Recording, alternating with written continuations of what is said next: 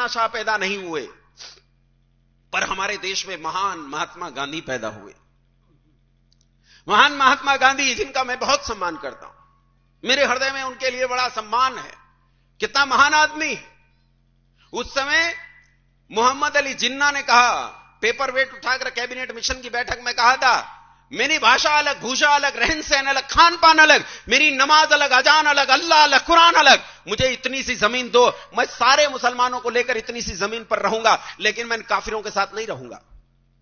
और तब गांधी जी ने कहा कि पाकिस्तान मेरी लाश पर बनेगा। पर ताज्जुब तो यह कि पाकिस्तान बना और गांधी जी की लाश गिरी तो सही, लेकिन तब उसके गिरने का उतना लाभ नहीं रहा था। हालांकि गांधी जी एक महान आदमी थे, मैं गांधी जी का हृदय से सम्मान करता हूं, लेकिन आश्चर्य यह कि गांधी जी के रहते रहते भारत के टुकड़े टुकड़े हो गए, भारत को तोड़ दिया गया। उस मातृभूमि को, जिस मातृभूमि को हम भारत माता कहते हैं, उस भारत माता की हत्या कर दी गई, उसके टुकड़े कर दिए गए, उसे दो टुकड़ों में बांट दिया गया। और गांधी जी ये सब देखते रहे। अब्राहम लिंकन कहता है, मैंने निश्चय कर लिया था मृत्यु का आलिंगन कर लूंगा, लेकिन अपने देश को बंटने नहीं दूंगा। लेकिन यहां तो देश बटा, देश बटा। किसने बांटा देश? किसने बांटा देश? अच्छा ये बताओ, तुम ऐसे लोग हो, मुझे तो ताज्जुब होता है कि भारतीय लोग कैसे लोग हैं, जो हमारी मां का हत्यारा है हम उसे भी सम्मान देते हैं, उसे भी सम्मान देते जो हमारी मां का हत्यारा है। तुम एक शेर गाते हो, यूनान मिस्र रोमा मिट गए सभी जहां से, कुछ बात है कि हस्ती मिटती नहीं हमारी। गाते हो ना? किसने लिखा था ये शेर? बोलो।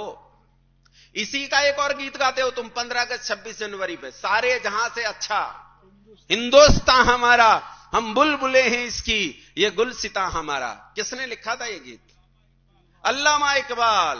किसने लिखा था ये गीत?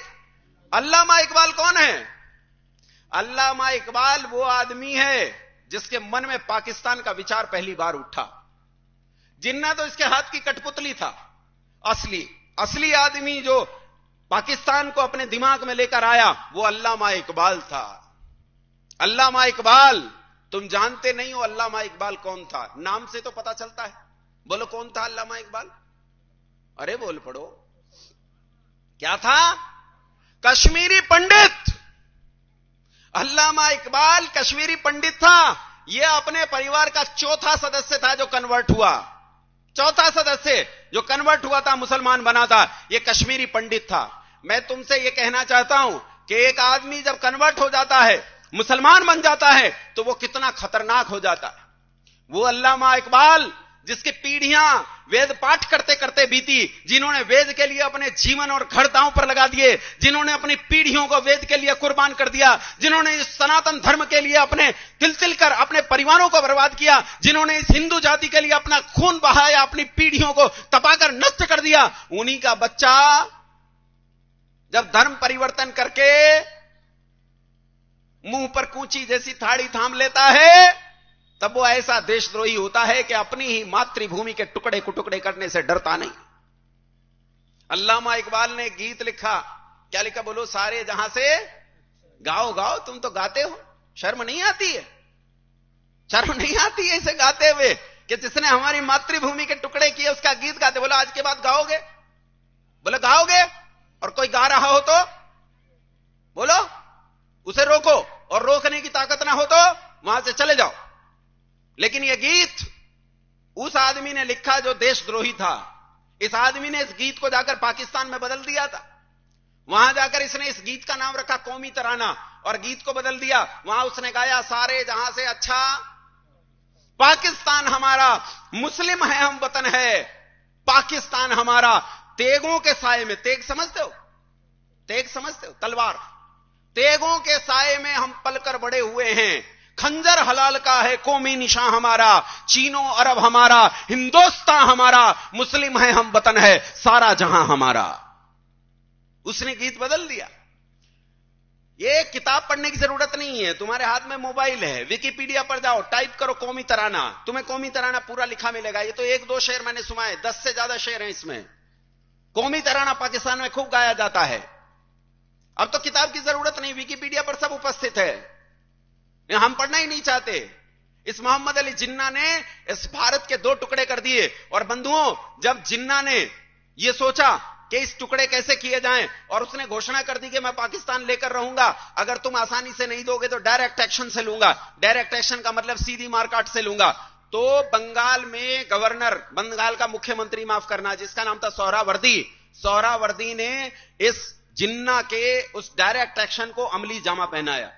जिन्ना ने बंगाल में घर घर जाकर चंदा और रसीदें काटी, कहा हम पाकिस्तान प्राप्त करने के लिए एक शांतिपूर्ण आंदोलन करना चाहते हैं। और उस काल में करोड़ों रुपए जमा किए, करोड़ों रुपए। किनके घरों से कटी है रसीदें? हिंदुओं के घरों से। किन की दुकानों से कटी है रसीदें? हिंदुओं की दुकानों से। किन लोगों से कटी है रसीदें? हिंदुओं से कटी है रसीदें। रसीदों से करोड़ों रुपया इकट्ठा किया गया। इस करोड़ों रुपए से हथियार खरीदे गए, उस काल के आधुनिक धारदार और बंदूकें, सब तरह के हथियार खरीदे गए। और 16 अगस्त 1946, टाइप करना इस पर, 16 अगस्त 1946, और ढूंढना कि 16 अगस्त 1946 को क्या हुआ था। तुम्हें इतिहास नहीं पढ़ाएगा ये, तुम्हें यह मैकाले की शिक्षा नहीं पढ़ाएगी 1946 में क्या हुआ था, 16 अगस्त 1946 को क्या हुआ था। लेकिन विकिपीडिया पर सब मौजूद है, सारे चित्र मौजूद हैं। 16 अगस्त 1946 की वो भयानक रात, जिसे कलकत्ता किलिंग्स के नाम से जाना जाता है, रात के 1:30 बजे मुसलमानों ने अपने हथियार निकाले और सोते हुए 95% हिंदुओं का कत्ल कर दिया। 95% हिंदुओं को सोते हुए कत्ल कर दिया। बचे 5%, माओ और बहनों तक को कत्ल कर दिया गया।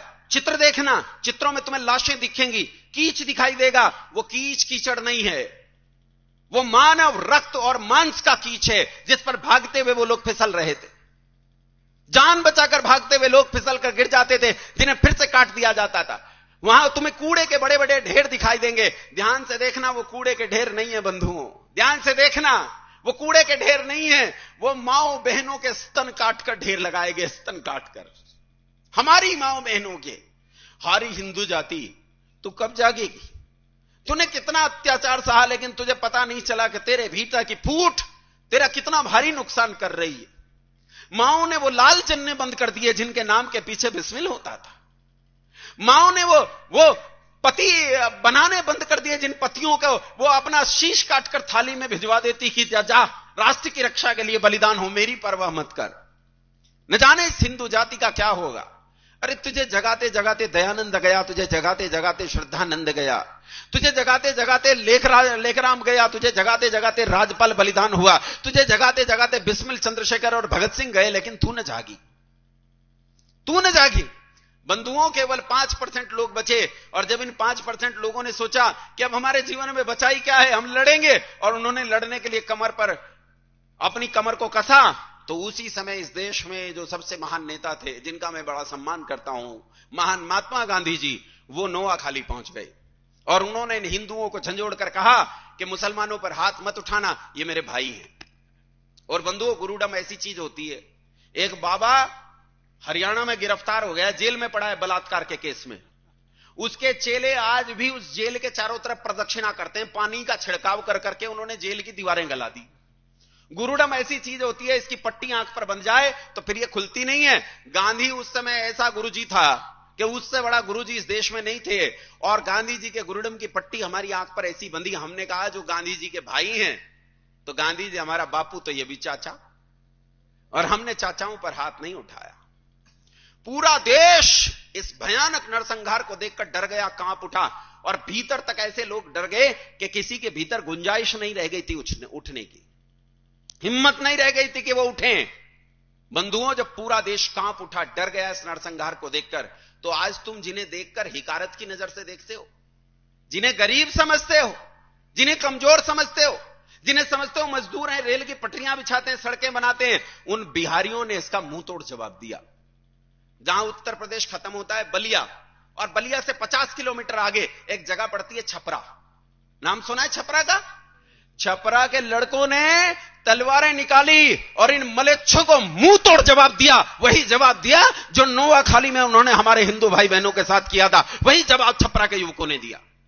लेकिन वो ऐसा जवाब दे पाते कि ये भी उसी डर में पहुंच पाते, उससे पहले गांधी जी छपरा पहुंच गए। और एक एक घर का दरवाजा खटखटाया और खटखटाकर उन्हें समझाया कि ये मेरे भाई हैं, इन पर हाथ मत उठाना, और उन लड़कों ने हथियार रख दिए। लेकिन ये आग, ये युद्ध, ये फैल गया बिहार से उत्तर प्रदेश, उत्तर प्रदेश से पंजाब, पंजाब से दिल्ली, और दिल्ली से पंजाब के रास्ते होता हुआ पाकिस्तान वाले उस पंजाब में जा पहुंचा, लाहौर रावलपिंडी में। भयानक मारकाट मची। गांधी जी पूरे देश में घूमते रहे और उन्होंने हिंदुओं को हथियार उठाने से साफ मना कर दिया। 7 महीने के भीतर भीतर इतिहास बताता है 22 लाख हिंदुओं का कत्ल कर दिया गया। 22 लाख लोगों का कत्ल कर दिया गया। और बंधुओं, गांधी जी तो महान है, आपको पता ही है। मैं तो गांधी जी का भक्त आदमी हूं। गांधी जी कितने महान हैं इसका आकलन एक छोटी सी बात से लगाओ। गांधी जी ने लोकतंत्र के मुकुट में नई नई मणियां जोड़ी हैं। जब यह देश आजाद हुआ तो सोचा प्रधानमंत्री कौन बनेगा, तो कहा पहला प्रधानमंत्री तो मनोनीत किया जाएगा। तो पहले प्रधानमंत्री को मनोनीत करने के लिए 2 नाम सामने आए, एक सरदार वल्लभ भाई पटेल और दूसरा, बोलो बोलो, तुम्हारे प्रिय चाचा जी, क्या नाम था उनका, पंडित जवाहरलाल। 16 रियासतों ने मतदान किया और 13 वोट मिले सरदार वल्लभ भाई पटेल को। प्रधानमंत्री कौन बनना चाहिए था? अरे बोल पड़ो। कहते तो यह है बाकी की 3 वोट खारिज हो गई थी, यानी नेहरू जी को एक भी वोट नहीं मिली। अब देखो गांधी जी की महानता। गांधी जी लोकतंत्र का वो शिखर हैं जो बिना वोट पाए आदमी को प्रधानमंत्री बना सकता है कोई इतना महान आदमी दुनिया में? मैं कहता हूं गांधी जी जैसा महान आदमी दूसरा नहीं हो सकता। वो ऐसा व्यक्ति है जो बिना वोट पाए आदमी को भी प्रधानमंत्री बना सकता है। बंधुओं, गांधी जी के खिलाफ इस पूरे देश में एक ऐसी भावना फैल गई कि लोग गांधी जी को देखना पसंद नहीं करते थे। गांधी जी जब नोआखाली गए तो स्त्रियों ने अपनी चूड़ियां फोड़कर, अपने घर में बोतलें और कांच की बोतलें और कांच का सामान फोड़कर गांधी जी के पांव में फेंक दिया। फूल नहीं बिछाए, गांधी जी के पांव में कांच फेंक दिया, लोहा फेंक दिया। जहां जहां गांधी जी गए लोगों ने इन पर थूका। यह स्थिति हुई। लेकिन बंधुओं, गांधी जी के खिलाफ इस भावना ने एक परिस्थिति पैदा कर दी कि लोग गांधी जी की हत्या कर देना चाहते थे। गांधी जी की हत्या हुई कौन सी तारीख में? अरे बोल पड़ो, 30 जनवरी को।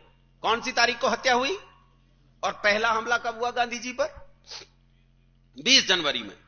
पहला हमला हुआ 20 जनवरी में और 30 जनवरी में नाथूराम गोडसे ने गांधी जी की हत्या कर दी। 20 जनवरी से लेकर 30 जनवरी तक गांधी जी पर 5 हमले हुए। इस बीच में नेहरू की पुलिस, पूरे देश की पुलिस गोडसे को नहीं ढूंढ पाई।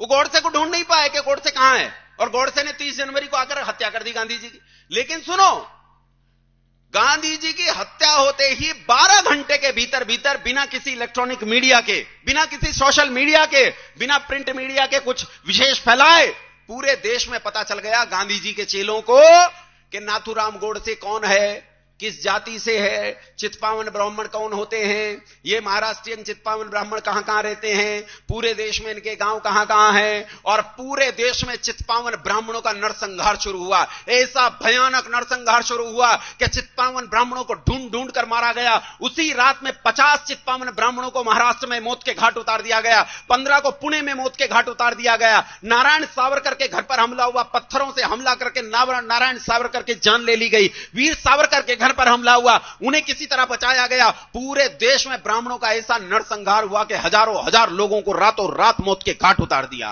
किन लोगों ने? अहिंसा के पुजारियों ने।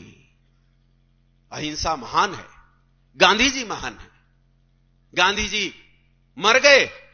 गांधी जी के मरने की जब बात आती है तो गांधी जी की हत्या का जिक्र आता है। और बंधुओं, जब भी किसी हत्या का जिक्र आता है तो उसके हत्यारे का नाम भी हत्या के साथ आता है। हां के ना?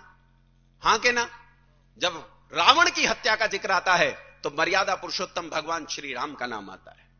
जब कंस की हत्या का जिक्र आता है तो योगी राज श्री कृष्णचंद्र का जिक्र आता है। और बंधुओं, जब गांधी की हत्या का जिक्र आता है तो हुतात्मा नाथूराम गोडसे का जिक्र आता है। गोडसे ने हत्या करके गलती की, और जो आदमी हत्या करता है वो हत्यारा है, उसे फांसी चढ़ना चाहिए। बोलो हां के ना? हां ना बोल पड़ो। फांसी मिलनी चाहिए कि नहीं? गोडसे को फांसी मिली, गोडसे को फांसी हुई, गोडसे को फांसी पर लटका दिया गया, मार दिया गया। लेकिन मैं पूछना चाहता हूं, जिसने हत्या की उसे फांसी होनी चाहिए कि नहीं? हां ना बोलो, हां ना बोलो। और अब मेरे प्रश्न का उत्तर दो। 7 महीने के भीतर जो 22 लाख हिंदू मरे, उनकी मौत का जिम्मेदार कौन? कौन है उनकी मौत का जिम्मेदार? क्या उस आदमी को फांसी नहीं होनी चाहिए? लोग कहते जी वो तो मर गया, बहुत दिन की बात हो गई। अरे वो तुम्हारे दिल में जिंदा है, वो तुम्हारी करेंसी पर जिंदा है, वो तुम्हारी सरकार में जिंदा है, वो तुम्हारे राजनेताओं में जिंदा है, वो इस जनमानस में जिंदा है और मेरे जैसे भक्तों के हृदय में जिंदा है। और बंधुओं, ये जहां जहां जिंदा है वहां वहां इस आदमी की हत्या होनी चाहिए, जिस आदमी ने 22 लाख लोगों का कत्ल किया। बोलो हां के ना? विरोध करो अगर मैं झूठ बोलता हूं तो, विरोध करो मेरा अगर मैं झूठ बोलता हूं। मैंने अगर एक भी तथ्य गलत कहा हो ऐतिहासिक रूप से, तो मैं उस तथ्य के लिए माफी मांगने और सजा भुगतने के लिए तैयार हूं, एक भी तथ्य अगर मैंने झूठ कहा हो। बंधुओं, अहिंसा किसे कहते हैं तुमने जानी ही नहीं। अहिंसा प्रतिष्ठायाम तत्सन्निधौ वैरत्यागः। ऋषि पतंजलि कहते हैं अहिंसा किसे कहते हैं। अहिंसा प्रतिष्ठायाम तत्सन्निधौ वैरत्यागः किसे कहते हैं? वैर का त्याग करने का नाम अहिंसा है। हम किसी से वैर नहीं करते, लेकिन न्याय का उल्लंघन नहीं करते। अगर न्याय उल्लंघन हो रहा हो तो हम खड़ग निकालते हैं। भगवान राम जो अहिंसा को गांधी जी से ज्यादा अच्छे से जानते थे, भगवान राम जिनका जीवन मर्यादाओं की परिधि में बंधा हुआ था, उन्होंने रामायण जैसा भयंकर युद्ध लड़ा। अगर वो अहिंसक न होते तो क्या वो ऐसी गलती कर सकते थे? बंधुओं, अहिंसा किसे कहते हैं?